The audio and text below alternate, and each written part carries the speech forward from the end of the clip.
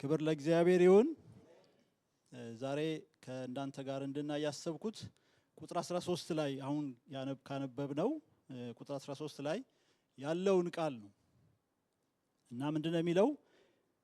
የእግዚአብሔርን ሥራ ተመልከት፣ እርሱ ጠማማ ያደረገውን ማን ሊያቃናው ይችላል ይላል። የእግዚአብሔርን ሥራ ተመልከት ይላል። እሱ ጠማማ ያደረገውን ማን ሊያቃናው ይችላል?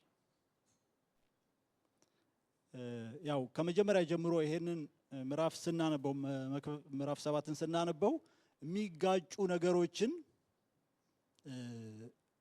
የሚጋጩ የሚመስሉ ነገሮችን ነው የሚናገረው። ከመልካም ሽቱ መልካም ስም፣ ከመወለድ ቀን የሞት ቀን ይሻላል ይላል። እኛ ሃፒ በርዝዴ ብለን የምንዘምረው ስለ ልደት ነው አይደል? ግን የሞት ቀን ይሻላል ይላል የእግዚአብሔር ቃል። ከመወለድ ቀን የሞት ቀን ይሻላል ይላል። ደስታ ቤት ከመሄድ ለቅሶ ቤት መሄድ ይሻላል ይላል።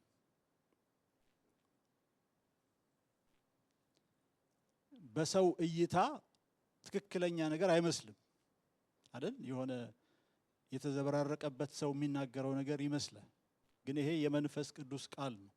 እግዚአብሔርን እናመሰግነዋለን። ከእግዚአብሔር የሆነ ምክር ነውና የእግዚአብሔር ቃል እውነት ነው። ጌታን እናመሰግነዋለን እና በዚህ ቦታ ላይ የእግዚአብሔርን ሥራ ተመልከት ብሎ እሱ ጠማማ ያደረገውን ማን ሊያቃናው ይችላል ይላልና አንድ ጥያቄ በጠይቃችሁ በሰው ሁሉ ቤት ወይም ደግሞ በሰው ሁሉ ሕይወት የማይጠፋ ወይም ደግሞ ያለ ነገር ምንድን ነው? በሰው ሁሉ ውስጥ ሊገኝ የሚችል ማለት ምናልባት በጣም ቬግ እንዳይሆንባችሁ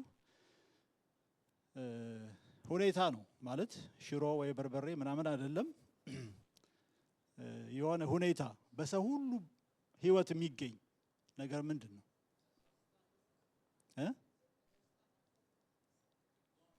ኦኬ ጥሩ ነው። ሞትማ ገና አልነካንም እኮ አይደል እንዴ?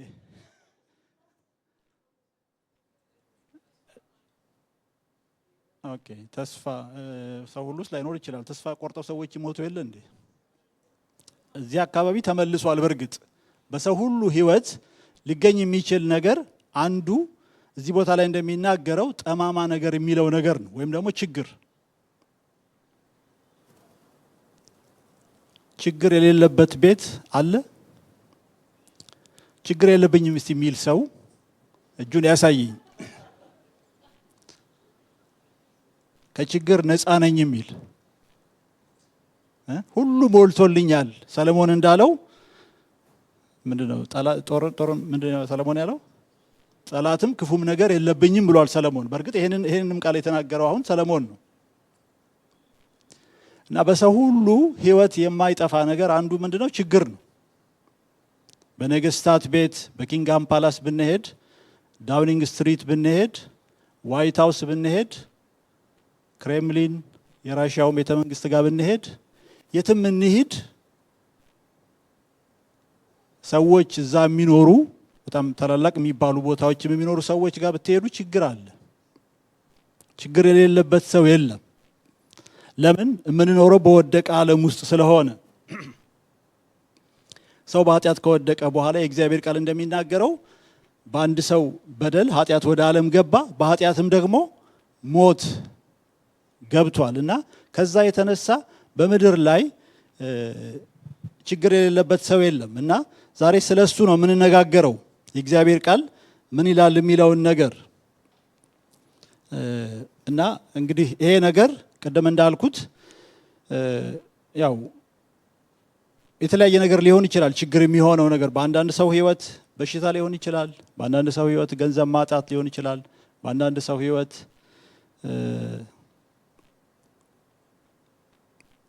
የስሜት ነገር ሊሆን ይችላል። የተለያየ ነገር እና በሰው ሁሉ ሕይወት ውስጥ ግን ኮመን የሆነ ነገር ነው ይሄ። እዚህ ቦታ ላይ እንደሚናገረው የእግዚአብሔርን ሥራ ተመልከት፣ እርሱ ጠማማ ያደረገውን ነገር ማን ሊያቀናው ይችላል እንደሚለው እግዚአብሔር አምላክ በቃ በዚህ ምድር ላይ ስንኖር በሰው ሁሉ ህይወት እንዲቀመጥ ያደረገው ነገር አለ። በኋላ እንመጣበታለን። ማን ነው የችግሩ ምንጭ የሚለውን በመጠኑም ቢሆን ለማየት እንሞክራለን። እና ይሄ ነገር በሰው ሁሉ ህይወት ውስጥ ያለ ነው። በእርግጥ እንዳትደነግጡ ወይም እንዳታዝኑ ወይም ደግሞ ያው የምታውቁት ነገር ነው። ችግር ሁሉ ጊዜ በህይወታችን ይኖራል ማለት አይደለም። አንዳንዱ ችግር የአጭር ጊዜ ችግር ሊሆን ይችላል። ከዛ በኋላ ሜቢ ራስ ምታት ሊሆን ይችላል። ከዛ በኋላ ይሄዳል። አንዳንዱ ችግር ደግሞ ለረጅም ጊዜ በህይወታችን የሚቀመጥ ችግር አለ።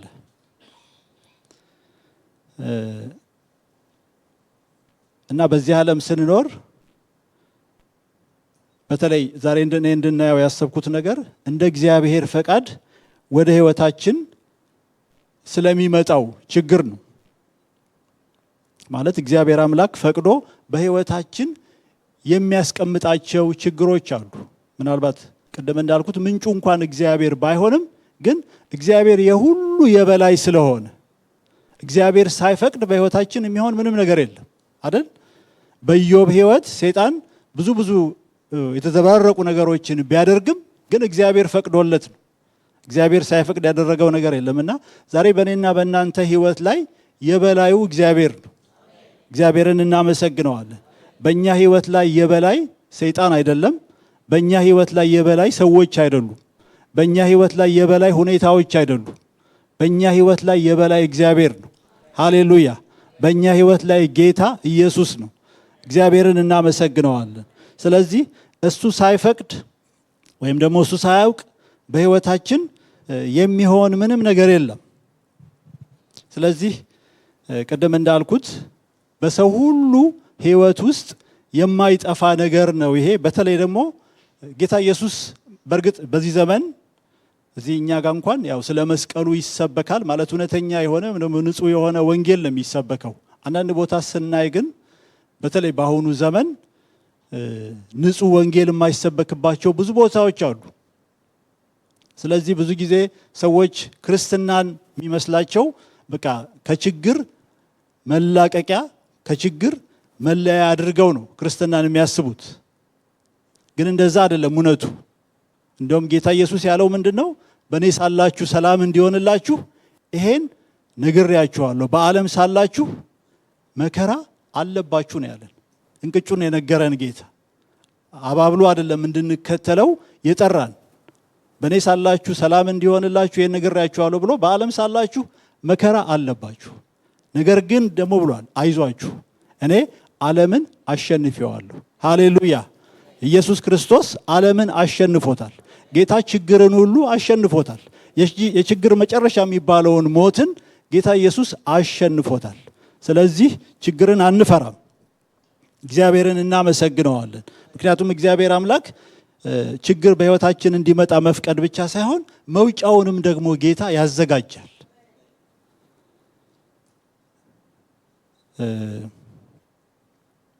አንዳንድ ሰዎች ችግር በእነሱ ህይወት ወይም ደግሞ በእነሱ ቤት ብቻ ያለ የሚመስላቸው ሰዎች አሉ አይደል? አጋጥሟቸዋል አይደል? እንደውም በቃ ትንሽ ምናልባት 90% እኮ ቤታቸው ሙሉ ነው ወይም ደግሞ 99% ሙሉ ሆኖ አንድ የሆነች ትንሽ ነገር ካለች በቃ እሱን ማውራት የሚወዱ ሰዎች አሉ። ችግር ብቻ የሚያወሩ ሰዎች አሉና ጥሩ ምሳሌ አይደለም። ግን መጽሐፍ ቅዱሳችን ላይ ለምሳሌ ሃማ የሚባለው ሰው ታስታውሱታላችሁ። ሃማ በአርጤክስ መንግስት ጊዜ ንጉሱ በጣም ከፍ ከፍ ያደረገው ሰው ነበር። ምንድነው ባጠገቡ ከነበሩት ሽማግሌዎች ሁሉ በላይ ወንበሩን ከፍ ከፍ ያደረገለት ወይም ደግሞ ምናልባት በአሁኑ አጠራር በቃ ፕራይም ሚኒስተር ያደረገው ወይም ደግሞ ሁለተኛ የሆነ ሰው ነበር በአርጤክስ መንግስት ውስጥ። በጣም ከፍ ከፍ ያለ ሰው ነበርና ይሄ ሰው ንጉሱ ያደረገለትን ነገር በቃ የሆነለት ያለውን ነገር ሄዶ ለሚስቱ ለወዳጆቹ ከነገረ በኋላ ያለውን ታስታውሳላችሁ። አስቴር ምዕራፍ 5 ቁጥር 13 ላይ ምን አለ? በቃ ይሄን ንጉሱ በቃ ከኔ በላይ የሚያከብረው ሰው የለም፣ የሚወደው ሰው የለም እንደዚህ ብሎ ነገር ግን አለ አይሁዳዊው መርዶኪዮስ በንጉሱ በር ተቀምጦ ካየው ይሄ ሁሉ ለኔ ምን ይጠቅመኛ? ምንም አይጠቅመኝም አለና የሚያሳዝን ሰው ነው። ለምን? ብዙ ነገር የተደረገለት ሰው ሆኖ እያለ አንድ ድሃ ምስኪን መርዶክዮስን ለምን ይመለከታል? ይሄ ሰው ብዙ ነገር እኮ ተደርጎለታል። እና ቅድም እንዳልኳችሁ እንግዲህ የሚያግሮመርሙ ሰዎች በቃ የሚታያቸው ችግራቸው ብቻ ነው። እኛ ግን እግዚአብሔርን ሁል ጊዜ እናመሰግነዋለን። ነፍሴ ጌታን ሁል ጊዜ ትባርከዋለች እንደሚለው የእግዚአብሔር ቃል ጌታን ሁል ጊዜ እንባርከዋለን። እግዚአብሔርን በእውነት እናመሰግነዋለን። ምስጋናን የምናውቅ ስለሆነ እልልታን የሚያውቅ ሕዝብ ምስጉን ነው እንደሚል የእግዚአብሔር ቃል እልልታን ስለምናውቅ ስለሞላልን አይደለም። ግን የጎደለም ነገር ይዘን ጌታን እናመሰግነዋለን። ችግሮች በሕይወታችን እያሉም እግዚአብሔርን እናመሰግነዋለን። እግዚአብሔር ደግሞ ደስ የሚያሰኘው አምልኮ እንደውም እንደዚህ አይነቱ አምልኮ ነው። ምክንያቱም እንደዚህ አይነቱ አምልኮ እንደዚህ አይነቱ ምስጋና መስዋዕትነት ወይም ደግሞ መስዋዕት የሆነ እውነተኛ የሆነ መስዋዕት ስለሆነ ለእግዚአብሔር እና ጌታን ሁል ጊዜ እናመሰግነዋለን። እና ቀደም እንዳልኳችሁ የእግዚአብሔር ቃል ለምሳሌ በአንደኛ ሳሙኤል ምዕራፍ 2 ቁጥር 6 እና 7 ላይ ሐና የዘመረችው መዝሙር ነው። ይሄ ሳሙኤልን ከወለደች በኋላና ሐና ምን ብላለች? አንደኛ ሳሙኤል ምዕራፍ 2 ቁጥር 6 እና 7 ላይ እግዚአብሔር ይገድላል ያድናልም፣ ወደ ሲኦል ያወርዳል ያወጣል፣ እግዚአብሔር ድሃ ያደርጋል ባለጠጋ ያደርጋል፣ ያዋርዳል ደግሞም ከፍ ከፍ ያደርጋል አለች። እና እግዚአብሔርን እናመሰግነዋለን። እግዚአብሔር በሁሉ ላይ የበላይ ነው። በሲኦልም ላይ እንኳን እግዚአብሔር ጌታ ነው። ሲኦልን እንኳን የሚያስተዳድረው እግዚአብሔር አምላካችን ነው። ምክንያቱም ምንም እንኳን ሲኦል የቅጣት ቦታ ቢሆንም እግዚአብሔር ግን የማይገዛው ቦታ የለም። የእግዚአብሔር ቃል እንደሚናገረው እግዚአብሔር ዙፋኑን በሰማይ አዘጋጀ፣ መንግስቱ ደግሞ ሁሉን ትገዛለች። ምክንያቱም ሲኦልም የእግዚአብሔር ፍጥረት ነው፣ ሰይጣን የእግዚአብሔር ፍጥረት ነው። እና በዚህ ቦታ ላይ እንደዛ ነው የምትለው ሐና። እግዚአብሔር ይገላል። አሜን በሏ። የእግዚአብሔር ቃል ነው። እግዚአብሔር ይገላል፣ እግዚአብሔር ደግሞ ያድናል። ያድናል ሲባል ብቻ አይደለም አሜን ማለት ያለብን። አትፍሩ፣ አይዟችሁ፣ አይገላችሁም። አሜን ስላላችሁ እግዚአብሔር ወደ ሲኦል ያወርዳል። ምክንያቱም ሁሉ በእጁ ነው። ቅድም ከልጆቹ አንዱ እንደዛ ሲል ነበር አይደል? ጌታ ኢየሱስ የተናገረውን ስጋን የሚገድሉትን አትፍሩ፣ ይልቁንም ነፍስንም ስጋንም ከገደለ በኋላ ወደ ገሃነም የሚጥለውን መጣል የሚችለውን እግዚአብሔርን ፍሩ ብሏል ጌታ ኢየሱስ። እና ሁሉን ማድረግ የሚችል እግዚአብሔር ነው። እግዚአብሔርን እናመሰግነዋለን። ስለ ችግሮች ስንነጋገር ችግሮች በዚህ ምድር ላይ ያሉ ችግሮች ቱ ዘ ማክሲማም በእኛ ላይ ሊያመጡ የሚችሉት ነገር ሞት ነው፣ ስጋችንን መግደል ነው። ግን ጌታ ምን ብሏል? ስጋን የሚገድሉትን አትፍሩ ብሏል። ዋናው ነገር እሱ አይደለም። ምክንያቱም እንዴትም እንኑር እንዴት ረጅምም ዕድሜ እንኑር አጭር ዕድሜ መሞታችን አይቀርም። ስጋ መሞቱ አይቀርም። ስጋ ለዘላለም አይኖርም። ነገር ግን የእግዚአብሔርን መንግስት የምትወርሰው ነፍሳችን ናት። እግዚአብሔር ነው በነፍሳችን ላይ ደግሞ ስልጣን ያለው እና ጌታን እናመሰግነዋለን። ስለዚህ ክፉ ነገርም ምንጩ እግዚአብሔር ነው ማለት ሁሉ ነገር የሁሉ ነገር መገኛው እግዚአብሔር ነው። ኤርምያስ በምዕራፍ 10 ቁጥር 23 ላይ ምን ብሏል? አቤቱ የሰው መንገድ ከራሱ እንዳይደለ አውቃለሁ፣ አካሄዱንም ለማቅናት ከሚራመድ ሰው አይደለም ይላል። የሰው መንገድ ከራሱ አይደለም። እግዚአብሔር አምላክ ያ ብልጣሶር ለሚባለው ንጉሥ ምን ብሎታል? ትንፋሽህንና መንገድህን በእጁ ለያዘው ለእግዚአብሔር ክብርን አልሰጠህም ብሎታል። እና እግዚአብሔር አምላክ የሰውን ሁሉ ትንፋሽ የሰውን ሁሉ መንገድ በእጁ የያዘ አምላክ ነው። አይደለም የእኛን የአማኞችን የማያምኑትንም ሁሉ እንኳን ትንፋሻቸውን መንገዳቸውን የያዘ እግዚአብሔር ነው። ጌታ በሁሉ ላይ ባለስልጣን ነው። እግዚአብሔርን እናመሰግነዋለን። እንግዲህ ወደ ዋናው ነገር ስንመጣ እዚህ ቦታ ላይ እንደሚናገረው የእግዚአብሔር ቃል የእግዚአብሔርን ስራ ተመልከት፣ እሱ ጠማማ ያደረገውን ማን ሊያቀናው ይችላል ብሎ በእርግጥም እግዚአብሔር ይሄ ታላቅ አምላክ ጠማማ ያደረገውን ነገር እግዚአብሔር ራሱ ካላቃናው ማንም ሊያቃናው አይችልም አይደል? ምክንያቱም ከእግዚአብሔር በላይ የሆነ ማንም የለም። እግዚአብሔር አምላካችን ሉዓላዊ የሆነ አምላክ ነው። ጌታ በሁሉ ላይ ባለስልጣን ነውና እግዚአብሔር ያጣመመውን እግዚአብሔር ብቻ ነው ሊያቃናው የሚችለው። በዚህ ቦታ ላይ የሚለን ያንን ነው እና ነገር ግን የሚለን ደግሞ ምንድነው? የእግዚአብሔርን ስራ ተመልከት ብሎ ነው ይሄንን የሚለው።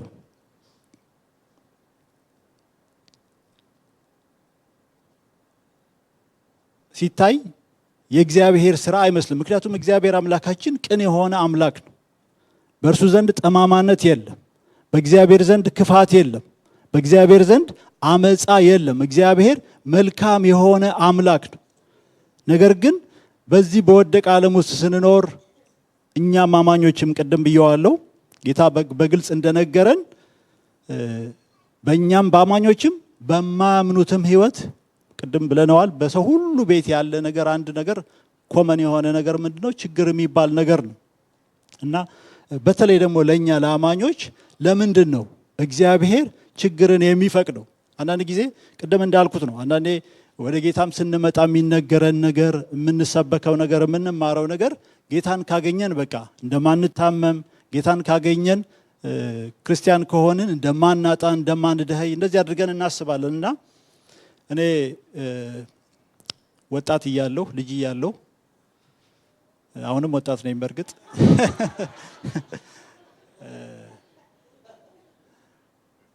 እግዚአብሔርን እናመሰግነዋለን እና የ17 ዓመት ልጅ ወይም 18 ዓመት ይሆነኛል አገር ቤት ዩኒቨርሲቲ ገብተን አርባ ምንጭ የሚባል ቦታ አሌክስ ያውቀዋል። መጀመሪያ ተማሪዎች ነበርንና እዛ ስንሄድ ቦታው በጣም ምድረ በዳ የሆነ ቦታ ነበር። እኔ ደግሞ በተለይ ከቤት ወጥቼ አላቅም። በጣም የመጀመሪያ ኤክስፒሪየንስ ነው። እንግዲህ ምንድነው ዘመድ ጋር እንኳን ሄጄ ማደር ምናምን የምወድ አልነበርኩምና ድንገት ተነስቼ ከአዲስ አበባ ወደ አርባ ምንጭ ሄድኩኝ። እዛ ስንሄድ እንዳልኳችሁ ገና ትምህርት ቤቱ ገና አዲስ ነው፣ ገና ዴቨሎፕ እየተደረገ ነው። በጣም ሞቃት ቦታ ነው ምናምንና ለካ ወባ የሚባል ነገር አለ እዛ። እኔ አላቅም ምንም ስለ ወባ። በኋላ አንዳንድ ልጆች መታመም ጀመሩ እና በጣም ጥቂት የሆንን ክርስቲያኖች ነበርን። በእድሜም እንዳልኳችሁ ልጆች ነን። በጌታም ነገር ገና ያን ጌታን መቀበላችን ነው። ብዙ የምናውቀው ነገር የለም። ግን በቃ ሰዎች እየታመሙ ነው ምናምን የሚባለውን ነገር ስንሰማ እኛ ምናልን ክርስቲያኖቹ ተሰብስበን ባይብል ስተዲ ማድረግ እንደዚህ ጀምረን ነበርና አይ እኛንማ በቃ እኛ የንጉስ ልጆች ነን አይነካንም አለን፣ ወባ አያገኘንም አለን። እና እኔ የምኖርበት ዶርሚተሪ ወደ 10 ልጆች እንደዚህ እንሆናለን። የሚገርማችሁ ከ10ሩ መጀመሪያ እኔ ነኝ የታመምኩት፣ ወባ ያዘኝ ነኝ። ደግሞ በጣም የሚገርመው አብረውኝ የሚኖሩ የነበሩት ልጆች በቃ ይሄ ለሰው ምንም ደንታ የሌለው ሰው፣ እኔ አሞኛል ግን በቃ እንዴት ነህ ምን ነው ምን ሆነሃል ምናምን እንኳን የሚሉ አይነት አይደሉም። እና ቀስ እያልኩኝ እኔ ምግብ መብላት አቃተኝ። ያው ሰውነቴ በጣም ያተኩሳል። ወባ ይዟችሁ ታውቁታላችሁ። ትኩሳት አለኝ። ቀስ እያልኩ አፒታይቴ በጣም ቀነሰ። ምግብ መብላት ያቅተኛልና ምግብ የሚያስተናግዱን ሬስቶራንት ምንድነው ካፍቴሪያ ላይ ትምህርት ቤቱና እዛ ሄደን የሚያስተናግዱን ሰዎች አወቁኝ። ምክንያቱም ምግቡን እቀበልና አልበላውም፣ እመልሰዋለሁ። እና ምን ሆነሃል እንደዚህ ይሉኛል። እኔ አንደኛ ወባ ሲምፕተሙንም አላቀውም ነበር። እና በኋላ አንድ በጣም ጌታ የባረከው አንድ ወንድም ነበር። አንድ ጊዜ ተኝቼ በቃ ወደ ግድግዳ ዞሬ ያለቅሳለሁ። ማታ ላይ ነው። ምክንያቱም ማቀውም ሰው የለም፣ የማደርገውን ነገር አላቅም። ታምም ያለውና ያ ልጅ መጣና ልክ ሲነካኝ ለከሰውነቴ በጣም ያቃጥላል። እንዴ ምን ሆነሃል ብሎ አብረን ወደ ሆስፒታል ሄድን። የሚደረገው ነገር ማለት ወባ እንደሆነ ነገሩኝ። ያው ታከምኩኝና ምን ልላችሁ ነው ብዙ ሰው ዛሬ በቃ ክርስቲያን ከሆነ ችግር የሚባል ነገር እንደዛ አይነት ስብከቶች ስላሉ በቃ ጌታን ማግኘት ማለት ብልጽግና፣ ጌታን ማግኘት ማለት ከችግር መላቀቅ አድርጎ ያስባል። ግን እንደዛ እውነቱ እንደዛ አይደለም። እግዚአብሔር አምላክ የነገረን እውነት እንደዛ አይደለምና እግዚአብሔር አምላክ በዓላማ ነው። እግዚአብሔር አምላካችን እጅግ ጠቢብ የሆነ አምላክ ነው። ጌታ እጅግ መልካም የሆነ አምላክ ነው። እግዚአብሔር አምላካችን ፍቅር ነው፣ የማይለወጥ አምላክ ነው። ግን ይሄ መልካም የሆነ አምላክ ችግሮች ወደ ህይወታችን እንዲመጡ ይፈቅዳል። ማይመች ለጆሮ ማይመችም ቢሆንም የእግዚአብሔር ቃል እውነት ይሄ ነው። በአባቶቻችን ህይወት ያየነው ይሄንን ነው። የእግዚአብሔር ቃል በትዕግስት እና በመከራ የጸኑትን ተመልከቱ ነው የሚለን። ኢዮብ እንደታገሰ ሰምታችኋል፣ ጌታም እንደፈጸመለት አይታችኋል። ጌታ እጅግ የሚምር እጅግም የሚራራ ነው የሚለው። እግዚአብሔርን እናመሰግነዋለን። እና አባቶቻችን ብዙዎቹ በተለያየ መከራ ያለፉ ናቸው። ስለ ዮሴፍ ብዙ ጊዜ ተሰብከናልና ገና በወጣትነቱ ገና በቲኔጅ እድሜው ጀምሮ ብዙ ፈተና የደረሰበት፣ ወንድሞቹ የሸጡት፣ ሊገሉት የሞከሩ፣ ጉድጓድ ውስጥ የጣሉት፣ ከዛ በኋላም እስር ቤት የገባ በብዙ መከራ ውስጥ ያለፈ ሰው ነበር። የእግዚአብሔር ጊዜ እስኪደርስ ድረስ እግዚአብሔር የተናገረው እግዚአብሔር የቀጠረው ጊዜ እስኪደርስ ድረስ በተለያየ መከራዎች ውስጥ ያለፈ ሰው ነው። ያዕቆብ እንደዚሁ በብዙ መከራ፣ የዮሴፍ አባት ያዕቆብ በመካከለኛ እድሜው እሱም እንደዚሁ በብዙ መከራ ውስጥ ያለፈ፣ በላባ ቤት ብዙ መከራውን ያየ ሰው፣ ብዙ የተንከራተተ ሰው ነው። ግን የእግዚአብሔር ሰው እግዚአብሔር አምላክ ለሙሴ ሲገለጥለት የአብርሃም የይስሐቅ የያዕቆብ አምላክ ነኝ ብሎ ጌታ ሊጠራበት ያላፈረበት ሰው ነው። ነገር ግን እግዚአብሔር የመረጠው ሰው ሆኖ እያለ፣ የኪዳን ሰው ሆኖ እያለ በብዙ መከራዎች ውስጥ አልፏልና ብዙዎችን መጥራት እንችላለን። መጽሐፍ ቅዱሳችን በዚህ የተሞላ ነው። የኢየሱስ ክርስቶስ ደቀ መዛሙርት እነ ጴጥሮስ በሽምግልናቸው በብዙ መከራዎች ውስጥ ያለፉ ናቸው። ጌታ ኢየሱስ ለጴጥሮስ በዮሐንስ ወንጌል ምዕራፍ 21 ላይ ይመስለኛል መጨረሻው ምዕራፍ ላይ መጨረሻ ላይ የዮና ልጅ ስምዖን ሆይ ትወደኛለህን ብሎ ጌታ ምንድነው ያለው? አንተ ጎልማሳ ሳለህ ወገብህን በራስህ ታጥቀህ ወደምትፈልገው ትሄዳለህ፣ ባረጀህ ጊዜ ግን ሌላው ያስታጥቀሃል፣ ወደማትወደው ይወስድሃል። በምን አይነት ሞት ጌታን እንደሚያከብር ሲነግረው ነው ጌታ ኢየሱስ ለጴጥሮስ ይሄን ያለውና በመጽሐፍ ቅዱሳችን ላይ ጴጥሮስ እንዴት እንደሞተ ታሪኩን ባናገኝም በቤተ ክርስቲያን ታሪክ ግን ይነገራል። ጴጥሮስ እንደ ኢየሱስ ክርስቶስ በእንጨት ላይ ተሰቅሎ ነው የሞተው። ጌታን እንደዛ ያከበሩ ናቸው አባቶቻችን። ስለዚህ ክርስትና እነኚህ የብልጽግና አስተማሪዎች እንደሚያስተምሩት፣ የውሸት አስተማሪዎች እንደሚያስተምሩት አይደለም። መከራም አለበት፣ መስቀልም አለበት። ጌታ ኢየሱስ ሊከተለኝ የሚወድ ቢኖር ራሱን ይካድ፣ መስቀሉን እንደውም ዕለት ዕለት ተሸክሞ ይከተለኝ ነው ያለው። በየዕለቱ መስቀል አለ። እግዚአብሔርን እናመሰግነዋለን። ያለ መስቀል ወይም ደግሞ መስቀል አልባ ክርስትና የለም። ያለ መስቀል ወደ ጌታ መድረስ አንችልምና እግዚአብሔር አምላክ ስለሚጠቅመን ነው የተለያዩ ችግሮች ወደ ህይወታችን እንዲመጡ የሚፈቅደው። ስለዚህ ሁሉ ጊዜም ልንዘጋጅ ያስፈልጋል። እኔና እናንተ እዚህ ቁጭ ብለን እሁድ እሁድ በመሰበክ በመማር በዚህ ብቻ ለመንግስተ ሰማያት ብቁ አንሆንም። መቀደስ አለብን፣ መንጻት አለብን። ብዙ ነገሮች ከላያችን ላይ መውደቅ አለባቸው። እነዚህ እንደዛ የሚሆነው እኔና እናንተ የምንቀደሰው የምንነጻው በተለያዩ ነገሮች ውስጥ ጌታ ሲያሳልፈን ነው። አንዳንድ ጊዜ በመከናወን፣ አንዳንድ ጊዜ በከፍታ እንሄዳለን። ከዛ ደግሞ ጥቂት ቆይቶ ወደ ሸለቆ እንገባለን። በተለያዩ አፕስ ኤንድ ዳውንስ ውስጥ ስናልፍ ነው ህይወታችን የሚሰራው እግዚአብሔርን ወደ መምሰል፣ ኢየሱስ ክርስቶስን ወደ መምሰል የምንጠጋውና ጌታን እናመሰግነዋለን። ቅድም እንዳልኩት የእግዚአብሔር ቃል የትዕግስትና የመከራ ምሳሌ የሆኑትን እነሱን ተመልከቱ ነው የሚለን። አባቶቻችን የትዕግስት የመከራ ምሳሌዎቻችን ናቸው። መጽሐፍ ቅዱሳችን በዚህ በጣም የተሞላ ነው። የዳዊትን ህይወት ስናይ ዳዊት በብዙ መከራ ውስጥ ያለፈ ሰው ነው። ከጌታ ጋር ሆኖ እግዚአብሔርን እያመለከ እግዚአብሔርን እያመሰገነ ጌታን እያገለገለ በብዙ መከራዎች ውስጥ ያለፈ ሰው ግን ጌታ ድል የሰጠው ሰው ነው። እግዚአብሔርን እናመሰግነዋለን። የእግዚአብሔር ቃል ለትዕቢተኛው ለባህር ሲናገራት ለትዕቢተኛው ማዕበልሽ ከዚህ አትለፍ ብዬ ገደብን አደረግኩለት እንዳለ በእርግጥ ገደብ አለው። መከራችን ገደብ አለው። ችግራችን ገደብ አለው። ጌታ ዝም ብሎ በቃ በእኛ መጨነቅ የሚደሰት አምላክ አይደለም። እንደውም የእግዚአብሔር ቃል ሲናገር በጭንቃቸው ተጨነቀ ነው የሚለው። እግዚአብሔር አምላክ ሆኖ እያለ ግን በጭንቃቸው ስለ ሕዝቡ ሲናገር በጭንቃቸው ተጨነቀ ይላል። በጣም የሚገርም ነገር ነው። እግዚአብሔር አምላክ ነው። ሁሉን የሚችል ሁሉን የሚያደርግ አምላክ ሆኖ እያለ እኛ ስንጨነቅ ግን ጌታ ይጨነቃል። እኛ ስናዝን ጌታ ያዝናል። በእኛ መቸገር የሚስቅ አይደለም። በእኛ መቸገር የሚደሰት አምላክ አይደለም። ነገር ግን ለእኛ ስለሚጠቅመን የእግዚአብሔር ቃል ዕብራውያን 12 ላይ እንደሚናገረው በስጋ እንኳን የወለዱን አባቶቻችን ይቀጡን ነበር። እኛም ዛሬ ልጆቻችን ቅድም ይሄን ሲናገር ነበር። ልጆቻችንን እንቀጣለን አይደል?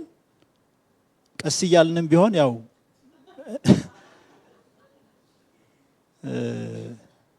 እዚህ ሀገር ያው ሲስተሙ ስለሚያስፈራራን ግን ቢሆንም እንቀጣለን። ምክንያቱም ስለሚጠቅማቸው። በቃ የእግዚአብሔር ቃል ዕብራውያን 12 ላይ እንደሚናገረው አባቱ የማይቀጣው ልጅ ዲቃላ ነው የሚለው። አባቱ የማይቀጣው ልጅ በቃ አባቱ የሚወደው ልጅ አይደለም ማለት ነው። ስለዚህ ልጁን የሚወድ ሁሉ ልጁን ይቀጣል እና እንዴት ይልቅ ይላል የእግዚአብሔር ቃል እዛ ቦታ ላይ የመናፍስት አባት ትልቁ እግዚአብሔር ደግሞ እኛን የሚቀጣን ለጥቅማችን ነው። ከቅድስናው እንድንካፈል እግዚአብሔርን እንድንመስል ጌታ በተለያዩ ነገሮች ውስጥ ያሳልፈናል።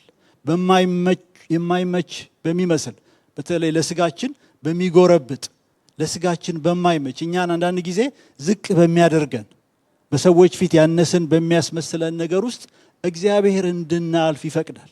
ጌታ ግን ስለማይወደን አይደለም። ቀደም እንዳልኩት አባቶቻችን በእንደዚህ አይነት ነገሮች መጽሐፍ ቅዱሳችን በዚህ በጣም የተሞላ ነው። ሕይወታችን የሚሰራበት ነገር ስለሆነ ከቅድስናው የምንካፈልበት እግዚአብሔርን የምንመስልበት ነገር ስለሆነ ይሄ የዚህ ምድር ሕይወታችን ለሰማያዊቷ ለኢየሩሳሌም ለሰማያዊ መንግስታችን የምንዘጋጅበት ሕይወት ስለሆነ ሳንቀደስ ወደ እግዚአብሔር መንግስት መግባት ስለማይቻል እግዚአብሔርን ሳንመስል ኢየሱስን ሳንመስል ወደ መንግስተ ሰማያት መግባት ስለማይቻል በቃ ይሄ ሕይወታችን የምንሰራበት ቦታ ይሄ ምድር የምንሰራበት ቦታ ነው። ይሄንን ተረድተን ነው ጌታን በቃ ምንድነው ወገባችንን አስረን ጌታን ልንከተለው የሚገባው። እግዚአብሔርን እናመሰግነዋለን። ክርስትና ሁል ጊዜ ሃሌሉያ ብቻ አይደለም። ክርስትና ሁል ጊዜ ሳቅ ብቻ አይደለም። አንዳንድ ጊዜ መከራም አለበት። እንደዛ የሚል ዝማሬ አለ አይደል?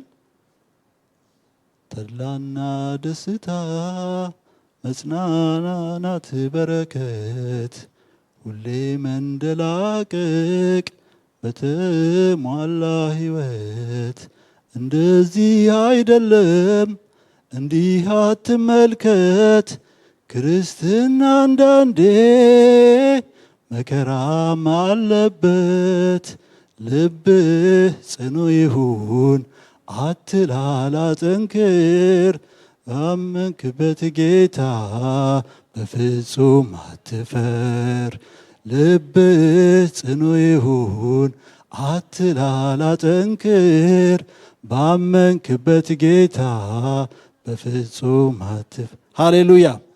አባቶቻችን እነ ተስፋዬ ጋቢሶ እንደዚህ እየዘመሩ ነው ጌታን የተከተሉት። ክርስትና ሁል ጊዜ ተድላና ደስታ ብቻ አይደለም። እንደዛ የሚሉን ውሸታሞች ናቸው። ጌታ እንደዛ አይነት ወንጌል አላስተማረም። የእግዚአብሔር ሰው ተስፋዬ ጋቢሶ አንድ ጊዜ ሲመሰክር የሰማሁት በእስር ቤት እያሉ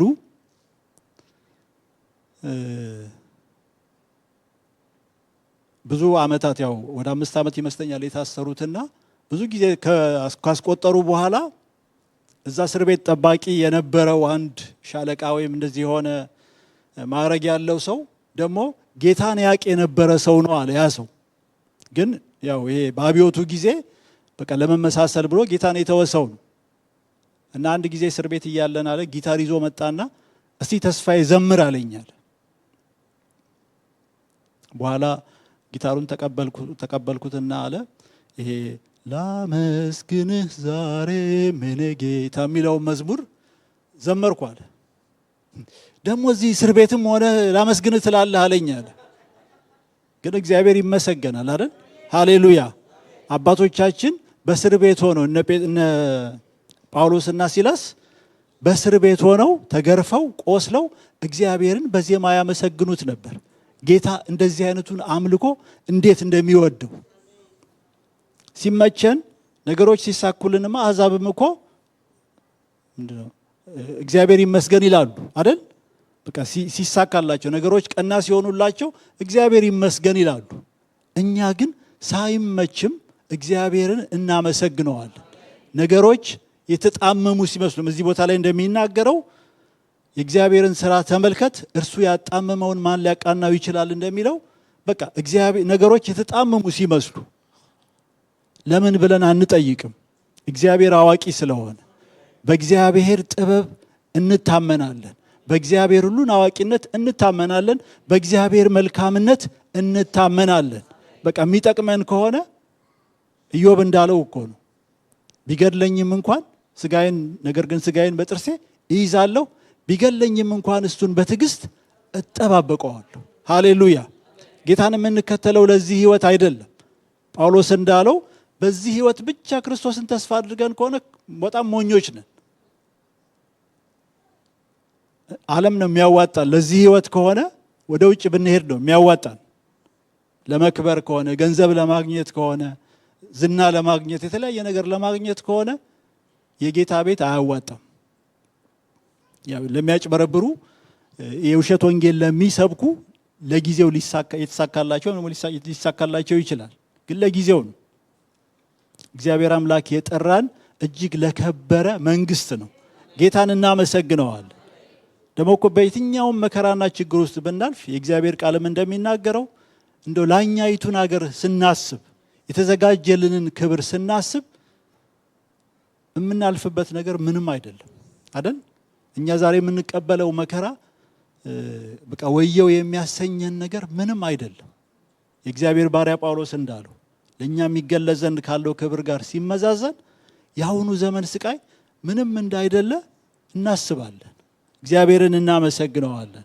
ክብር ለእግዚአብሔር ይሁን። ስለዚህ ጌታ በተለያየ ነገር ውስጥ የምናልፍ ያው በዚህም ቦታ ቅድም እንዳልኩት ነው። በሁላችንም ቤት አንዳንድ ጊዜ ሰዎችን እናይና ጎረቤቶቻችንን አይተን በቃ እንደው የኔም ህይወት እንደሱ በሆነ እንላለን። ግን እኮ አናቅም። ምን እናውቃለን ስለ ጎረቤታችን አይደል? እኛ ውጩን ስናየው ምናልባት ጥሩ መኪና ይነዳል፣ በቃ ጥሩ ልብስ ይለብሳል እንደዚህ። ስለዚህ ጥሩ በቃ ሁሉ ነገር የተቃናለት የተሳካለት ሊመስለን ይችላል። ግን ውስጡን አናቅም አይደል? በሱ ቤት ያለውን ነገር አናቅም።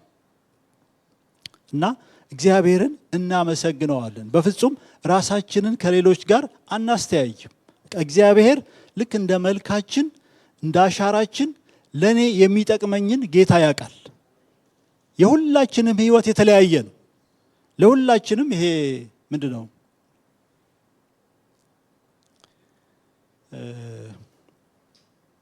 አንድ መፍትሄ የለውም እግዚአብሔር። አንድ ድሮኛ አርባ ምንጭ እያለን እዛ እንዳልኳችሁ ተማሪዎች ወደን ይሄ የመድኃኒት እጥረትም ነበረ፣ ሕክምና ብዙ ነገር ያልተሟላ ነገር ነበረና አንድ የሆነች ትንሽ የክሊኒክ አለች።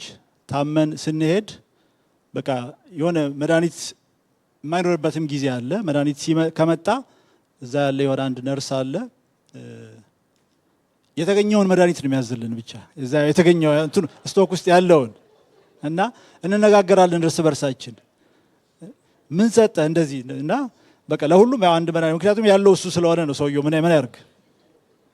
እግዚአብሔር አምላክ ለሁላችንም አንድ መድኃኒት የለውም። የሁላችንም ህይወት አንድ አይነት አይደለም። እኔ በማልፍበት ለኔ የሚጠቅመኝን ጌታ ያውቃል። ለእናንተም የሚያስፈልጋችሁ ለእያንዳንዳችን የሚያስፈልገንን እግዚአብሔር ያውቃል። የሰራን የፈጠረን እግዚአብሔር በቃ ለማን ምን እንደሚያስፈልገው ጌታ ያውቃል። ስለዚህ ሁላችንም የምናልፍበት ይለያያል እና ራሳችንን ከሌሎች ጋር በፍጹም ማስተያየት ከጎረቤታችን ጋር ራሳችንን ማስተያየት የለብንም። እግዚአብሔርን ግን እናመሰግነዋለን። የሁላችንን ትንፋሻችንንና መንገዳችንን በእጁ የያዘ እግዚአብሔር ስላለ ሃሌሉያ። ጌታ ደግሞ የሚሰራውን የሚያውቅ አምላክ ስለሆነ የሚያደርገውን የሚያውቅ አምላክ ስለሆነ በእግዚአብሔር በአምላካችን እንመካለን። ደግሞ በቃ እግዚአብሔርን እያመሰገንን ጌታን እያመለክን ዝም ብለን ጌታን በትዕግስት እንጠብቀዋለን። ኤርምያስ በሰቆቃወ ኤርምያስ ምዕራፍ 3 ላይ እንዳለ እግዚአብሔር በተስፋ ለሚጠብቁት ለምትሻውም ነፍስ መልካም ነው። በተለያየ ነገሮች ውስጥ ስናልፍ እግዚአብሔርን ዝም ብለን እንጠብቀው። ሰው ዝም ብሎ የእግዚአብሔርን ማዳን ተስፋ ቢያደርግ መልካም ነው ይላል። ሰው በታናሽነቱ ቀንበር ቢሸከም መልካም ነው።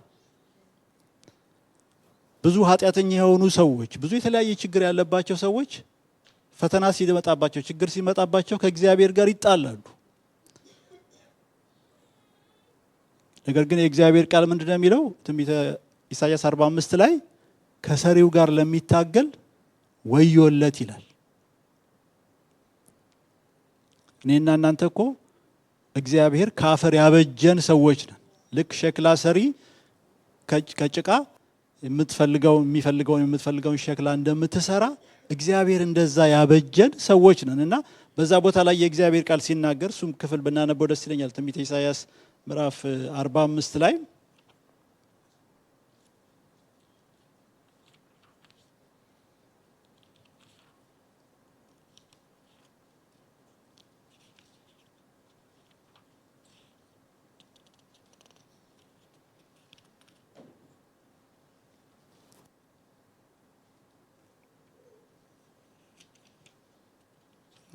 አርባ አምስት አይደለም መሰለኝ።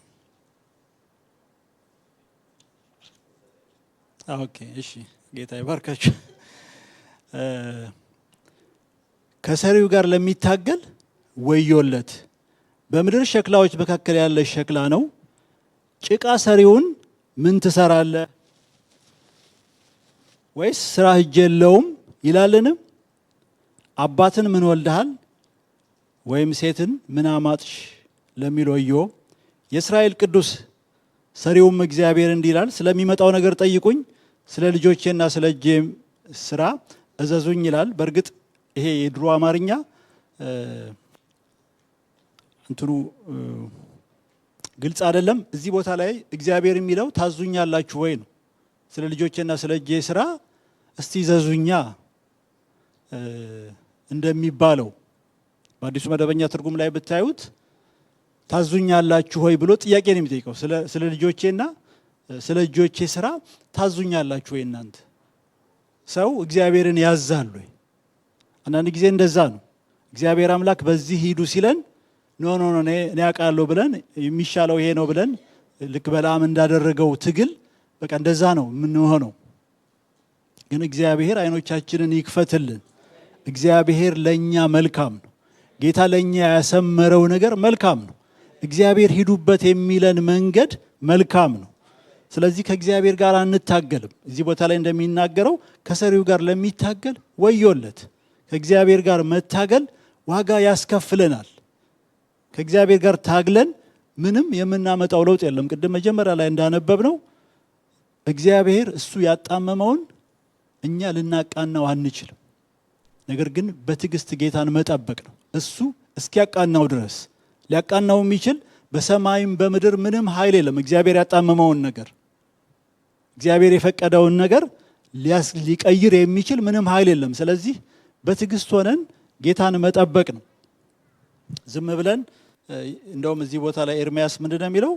ጉንጩን ለሚመታው ስድብን የሚጥገብ ጌታ ለዘላለም አይጥልምና ቢያሳዝንም እንደ ምሕረቱ ብዛት ይራራል፣ የሰው ልጆች ከልቡ አያስጨንቅም አያሳዝንምም ይላል እና እግዚአብሔር አምላካችንን በእውነት እናመሰግነዋለን። እና ቀደም እንዳልኩት በቃ ብዙ ምሳሌ የሚሆኑልን ሰዎች አሉ። እዚህ ቦታ ላይ ስንጀምር እንዳለው ሰለሞን በመክብብ ምዕራፍ 7 ቁጥር 13 ላይ ምንድነው የሚለው?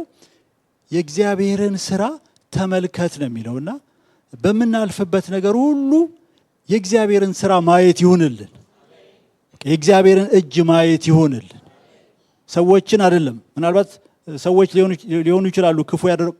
ልክ ቅድም ስለ ዮሴፍ አንስተን ነበር አይደል? ዮሴፍ ወንድሞቹ ብዙ ነገር አደረጉበት፣ ግን በመጨረሻ የእግዚአብሔርን ስራ አስተዋለ ዮሴፍ።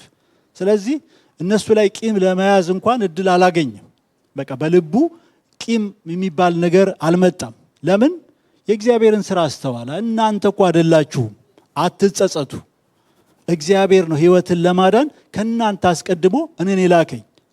እንደዛ ጉድጓድ ስትጥሉኝ እግዚአብሔር ነበር እኔን ጉድጓድ የጣለኝ። ለእስማኤላውያን ስትሸጡኝ እግዚአብሔር ነበር ለእስማኤላውያን የሸጠኝ። እንደገና በጳጢፋራ ቤት መከራ ስቀበል እግዚአብሔር ነበር። በውሸት ስከሰስ እስር ቤት ስገባ እግዚአብሔር ነበር። ለካ የእግዚአብሔር እጅ ነበረች። ያ ሁሉ መንገድ ዮሴፍ ወደ ክብር የሚደርስበት መንገድ ነበር። አንዱ ጋር ቢጣላ ኖሮ ዮሴፍ አልተመቸኝም ቢል ኖሮ እግዚአብሔር ወዳየለት ክብር ባልደረሰ ነበር። ለዚህ ነው የእግዚአብሔር ቃል ከሰሪው ጋር ለሚታገል ወዮለት የሚለን። ከእግዚአብሔር ጋር ታግለን አናሸንፍም። ከእግዚአብሔር ጋር ታግለን ምንም ጥቅም አናገኝም። ይልቁንም ጉዳት ነው፣ መላላጥ ነው። እና እናያለን። በተለይ ደግሞ የእግዚአብሔር ቃል ዕብራውያን 12 ላይ ይሄንን ቃል አንብበን እንጨርሳለን። ጌታን እናመሰግነዋለን። በተለይ ስለ ኢየሱስ ክርስቶስ ሲናገር ዕብራውያን 12 ላይ በዕብራውያን 11 ላይ ስለ እምነት አባቶች ተናግሮ ትላንትናም ጸሎት ላይ ይሄንን ቃል ፓስተር ኢሳያስ ሲናገረው ነበርና ዕብራውያን 11 ላይ ስለ እምነት አባቶች ይናገራል የእግዚአብሔር ቃልና አንዳንዶቹ ድል ነሱ ይላል፣ አንዳንዶቹ ግን በመጋዝ ተሰነጠቁ፣ አንዳንዶቹ በእምነት የእሳትን ኃይል አጠፉ፣ አንዳንዶቹ ደግሞ በእምነት በእሳት ተበሉ፣ በዘይት ተቀቀሉ፣ በመጋዝ ተሰነጠቁ። እና እግዚአብሔር እንደወደደው ይሰራል። እግዚአብሔር እንደዚህም ይሰራል፣ እግዚአብሔር እንደዛም ይሰራል። እግዚአብሔር በማዳንም ከእሳት በማዳንም ይሰራል። እግዚአብሔር ለእሳትም ሰው አሳልፎ እንዲሰጥ አድርጎ እንደዛ በማድረግም እግዚአብሔር ይሰራል። ለእኛ የሚበጀንን የሚጠቅመንን ዋናው ነገር ብቻ ለእግዚአብሔር ክብር ይሁን። ጌታ ያውቃል። እና እዚህ ዕብራውያን 12 ላይ የእግዚአብሔር ቃል እንግዲህ እነዚህን የሚያህሉ ምስክሮች እንደ ደመና በዙሪያችን ካሉልን እኛ ደግሞ ሸክምን ሁሉ ቶሎም የሚከበንን ኃጢአት አስወግደን የእምነታችንንም ራስና ፈጻሚውን ኢየሱስን ተመልክተን በፊታችን ያለውን ሩጫ በትዕግስት እንሩጥ። እሱ ነውርን ንቆ በፊቱም ስላለው ደስታ በመስቀል ታግሶ በእግዚአብሔር ዙፋን ቀኝ ተቀምጧልና በነፍሳችሁ ዝላችሁ እንዳትደክሙ ከኃጢአተኞች በደረሰበት እንዲህ ባለ መቃወም የጸናውን አስቡ ይላል። ሃሌሉያ! እግዚአብሔርን እናመሰግነዋለን። ኢየሱስ ክርስቶስ ከመወለዱ ጀምሮ እስከ ሞቱ ድረስ በስጋው እኮ በፍጹም የተመቸው አልነበረም አይደል? ሰሞኑን በቅርብ ጊዜ ልደቱን አክብረናል። ልደቱን ስናስብ ነበረና ጌታ ኢየሱስ በማይመች ቦታ ነው የተወለደው። ጌታ ኢየሱስ በማይመች ቦታ ነው ያደገው። ናዝሬት በጣም ጥሩ ቦታ አይደለም አይደል? ያ ናትናኤል እንኳን ከናዝሬት መልካም ነገር ይወጣሉ ያለ ሙሴ በሕግ ነቢያት ስለሱ የተናገሩለት ናዝሬቱን ኢየሱስን አግኝተነዋል ሲለው ከናዝሬት መልካም ነገር ይወጣል እንዴ? በጣም መጥፎ የሚባል ሰፈር፣ ዱርዬ የሚወጣበት ሰፈር ነው ናዝሬት። ኢየሱስ ክርስቶስ ግን ናዝሬት ነው ያደገው። ከዛ በኋላም የህይወቱን ፍጻሜ ስናየው ጌታ ኢየሱስ በመስቀል ላይ ነው የሞተው እና በጣም በብዙ መከራ በብዙ ጭንቀት አልፎ ነው ጌታ የዚህ ምድር ሩጫውን የጨረሰውና ከኃጢአተኞች በደረሰበት በነፍሳችሁ ዝላችሁ እንዳትደክሙ ከኃጢአተኞች በደረሰበት እንዲህ ባለ መቃወም የጸናውን አስቡ ይለናል እና እግዚአብሔርን እናመሰግነዋለን። ኢየሱስ ክርስቶስን እናስበዋለን። እሱን እናስበዋለን። እሱን ስናስብ ችግሮቻችንን እንንቃለን። ዛሬ እኛ የምናልፍበትን ነገር አግዝፈን አናየውም። ለምን? ኢየሱስ ክርስቶስ የእግዚአብሔር ቃል በትንቢተ ኢሳይያስ 53 ላይ እንደሚናገረው ተጨነቀ፣ ተሰቃየ፣ ግን አፉን አልከፈተምና ጌታ እኮ ፈቃዱ አልነበረም። ምክንያቱም ጌታ ኢየሱስ እኮ ይሄ ነገር ብትፈቅድ ከኔ ይለፍ ብሎ ለምኗል እኮ አይደል? ግን የአብን ፈቃድ ለማድረግ ጨከነ። በቃ ኢዮብ እንዳለው ስጋውን በጥርሱ ያዘ እና ጌታ ኢየሱስ በቃ የመጣው ነገር ይምጣ ብሎ መከራን ሁሉ ለእግዚአብሔር አብ ክብር ተቀበለ። አባቱን ለማክበር አባቱን ለመታዘዝ ሲል መከራን ሁሉ ተቀበለ። ደስ የማያሰኙ መንገዶችን ሄደ። እግዚአብሔርን እናመሰግነዋል። ስለዚህ ነው ለኔና ለእናንተ ዛሬ ጌታ ኢየሱስ እኮ እነኛ የኤማውስ መንገደኞች ሉቃስ ወንጌል ምዕራፍ 24 ላይ ከሱ ጋር እያወሩ ተስፋ ቆርጠው ሲሄዱ እንዴ እናንተ የሰው ልጅ እኮ መከራ ይቀበል ዘንድና ወደ ክብሩ ይገባ ዘንድ እንዳለው አታውቁምን አላቸው። ወደ ክብሩ የገባው በኃይለኛ መከራ ውስጥ አልፎ ነው። ዛሬ እኔና እናንተ የምናልፍበት መከራ የምናልፍበት ችግር ከፊታችን ክብር ስላለ ነው። እግዚአብሔርን እናመሰግነዋለን። ስለሚጠቅመን ነው። ስጋችንን እንኳን ቢጎዳ ቅድም የእግዚአብሔር ቃል እንዳለው በቃ ስጋን የሚገድለውን ነገር አንፍራ፣ ስጋን የሚያጎሳቁለውን ነገር አንፍራ። ምክንያቱም በስጋችንን ደስ የማያሰኝ ስጋችንን የሚጎዳ እንኳ ቢሆን ለነፍሳችን ግን የሚጠቅመው ነገር አለ። ጌታ ኢየሱስ ራሱም እንደተናገረው እኔ የዋህ በልቤ ትሁት ነኝ ብሏል። ትህትና ማለት ከሁሉ በላይ በቃ አንተ ያልከው ይሁን ማለት ነው። እግዚአብሔርን ፈቃድ ይሁን ማለት እኔ ያልኩት አይሁን። የእግዚአብሔር ቃል በሚክያስ ምዕራፍ 6 ላይ ይመስለኛል ሰው ሆይ እግዚአብሔር መልካሙን ነግሮሃል ብሎ እግዚአብሔር ካንተ የሚሻው ምንድነው?